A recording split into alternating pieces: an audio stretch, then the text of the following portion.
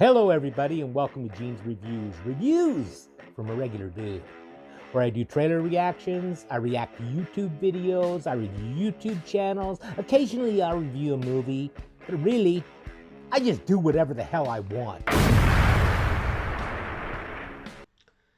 Hello, everybody, and welcome to Gene's Reviews. Reviews from a regular dude down in the basement. Today, I'm doing something different. I'm just going to talk to you and let you know some of my top favorite movies. Now, these aren't my all-time favorites, but these are top 10 movies that I really, really like, and I think you should check out if you haven't already seen them. Okay, and now I'm going to start with number 10 and go down to number 1. Like I said, these aren't my all-time favorite movies. There's a couple that probably are, but I really love these movies. Okay, number 10 is The Man Who Shot Liberty Valance. It's a Western. Stars John Wayne and Jimmy Stewart. It's just a really awesome Western. I had never seen it before. I saw it probably a little over a year ago. I did it for a podcast that I was a part of called Saddle Up Podcast. And I just didn't have time to keep doing it. But yeah, it stars John Wayne and Jimmy Stewart and Lee Marvin. Can't leave him out of it because he played an awesome bad guy. He always does. That's a really good movie if you haven't seen it.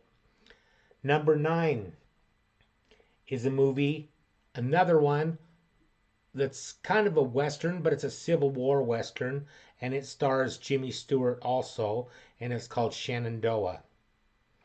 And I think the reason I like this movie so much is because I was actually they had a Broadway musical of it. I was in the musical in high school, and then I was also in it again as a part of, I didn't go there, but it was done at Utah State University outside in their amphitheater. And I played the Marauder, the guy who he kills one of the sons out at the well. The basic story of this movie is it takes place in the Civil War in Virginia, and the father is doing everything that he can to keep his sons out of the war because he doesn't believe in it. He doesn't believe in owning slaves or anything like that, and he's just completely against all of it. But no matter what he does, they all get involved in one way or another. The youngest boy, I think he's like 12 or 13 years old, he ends up getting mistaken for a soldier, so he gets taken prisoner. And so they go looking for their son to get him back. And while they're gone, all kinds of bad things happen, all kinds of tragedies. But it's one of those feel good movies at the end. The end makes it all worth it. It's called Shenandoah. Number 8 is Taxi Driver with Robert De Niro. Now, this is a drama kind of thriller. It's about a taxi driver, of course, in New York City, and he's really fed up with all of the scum and everything in New York City, the area that he has to work and what he sees every day with the pimps and the hookers and all that stuff. And it was one of Jodie Foster's really early movies. I think she was like 13 years old. She plays the part of a prostitute, and he makes it his mission to kind of save her, but he kind of loses his mind a little bit in the process of doing that. Robert De Niro was always one of my favorite actors. I loved him in this movie. He is an incredible actor. Taxi Driver, number 8. Number 7 is a movie that I actually reviewed on this channel before, and it's called At Close Range. It's another drama thriller, kind of. It has Sean Penn, Christopher Walken, and one of my favorites, Mary Stuart Masterson, is in that movie also. And it's about a father he's kind of an absent father. He's never really been there for his son, Sean Penn. Christopher Walken is the father. He's never really been there for his son, but Then they kind of meet up, and he's a bad dude. He's a bad guy, and it's a really well acted, well directed, well filmed movie. Also has Christopher Penn, Sean Penn's younger brother in it. All the acting was great in that movie. The story's great. I highly recommend that. I think that's might be where Sean Penn and Madonna actually first got together because she had the song on the soundtrack. But that was number 7, At Close Range. Number 6, okay, have lots of tissues with you for this one, but I love movies like this. It's called Dancer in the Dark. It's kind of a art house type movie, but it's a musical, and it's about a woman. I can't remember where it is that she's from. She's from somewhere like Russia, Czechoslovakia, I think. I think she's from Czechoslovakia, and she's trying to raise her son in the United States. And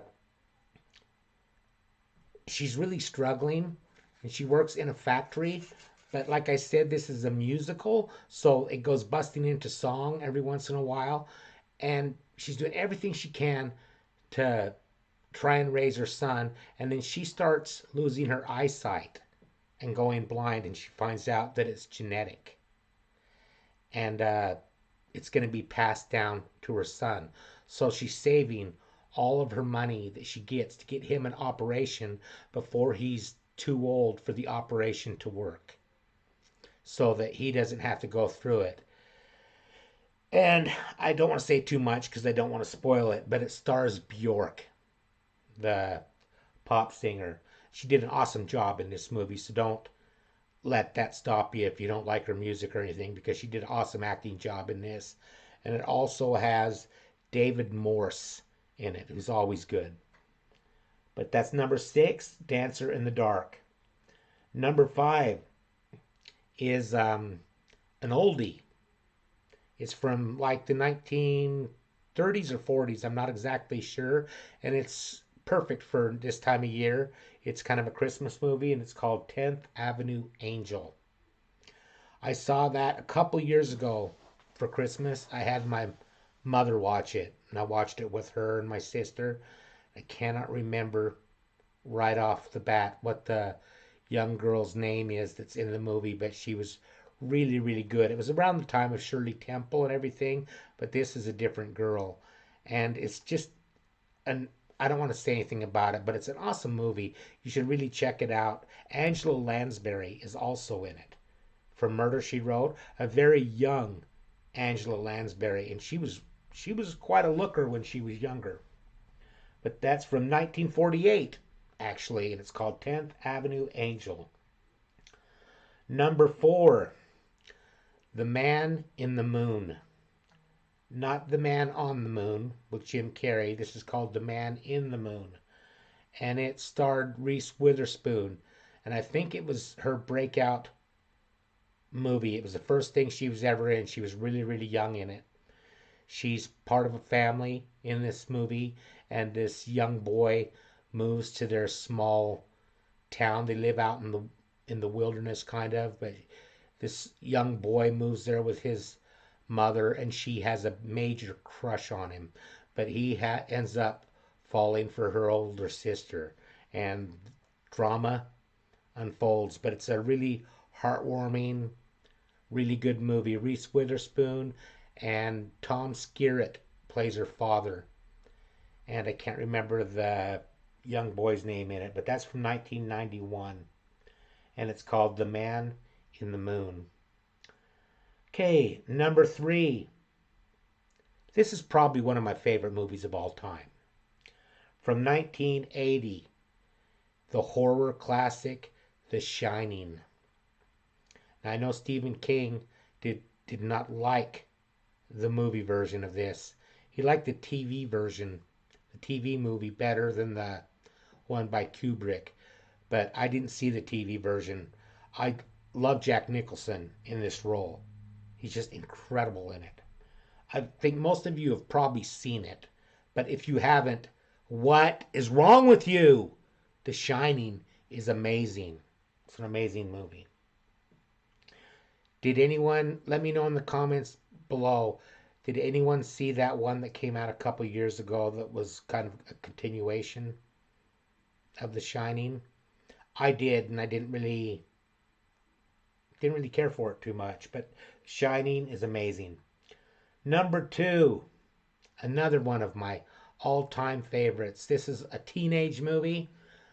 Came out in 1985, The Breakfast Club. Loved The Breakfast Club. I saw that, I don't even know how many times in a movie theater.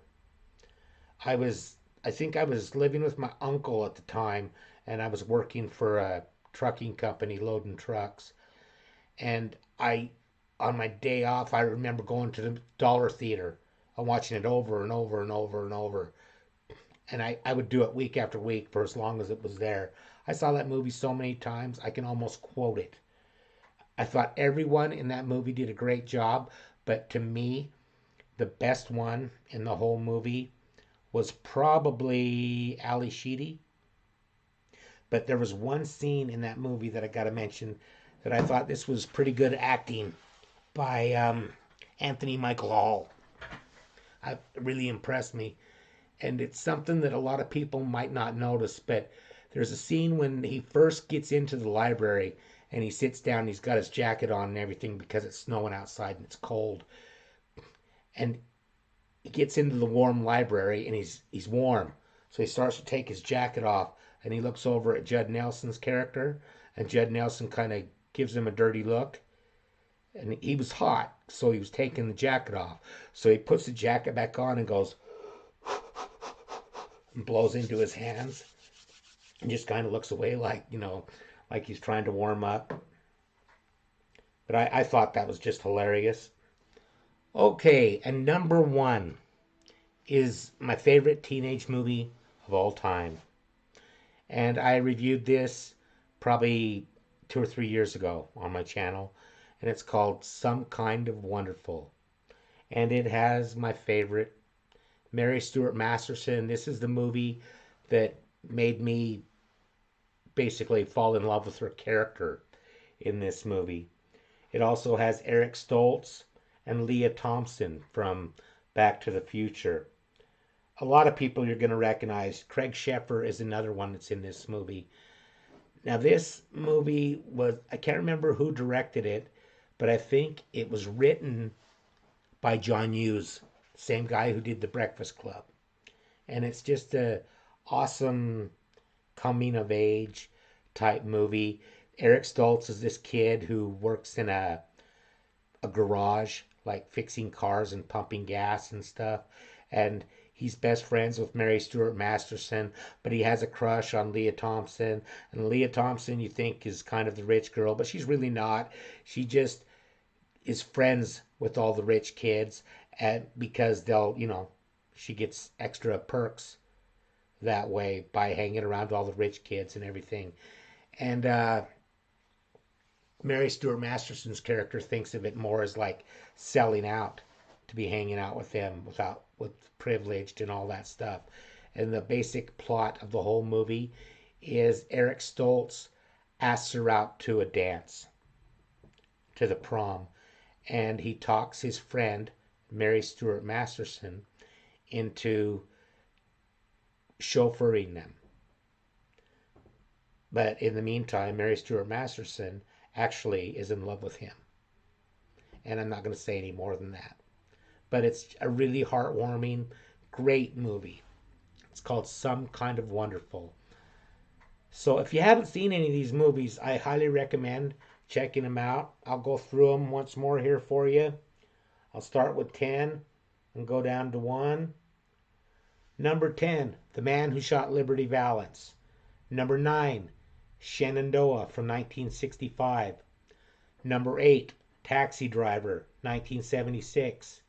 Number 7, At Close Range, 1986. Number 6, Dancer in the Dark from 2000. Number 5, 10th Avenue Angel from 1948. No, I wasn't born yet.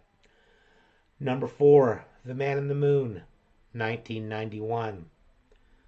Number 3, The Shining, 1980.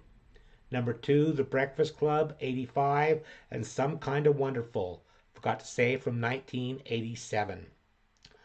So let me know if you've seen any of those movies and what you thought of them. And if you haven't seen any of them, check them out.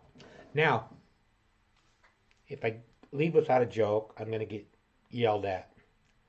So let me find a joke here. It take me a minute because I do whatever the hell I want and I'm not prepared. So let's see.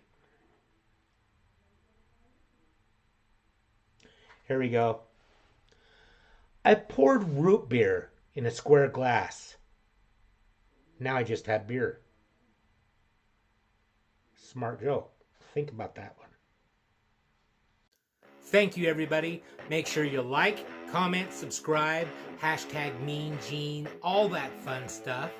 And if you like this video, tell all your friends, leave a comment down below. And if you didn't like it, then just shut up. And I will see you next time.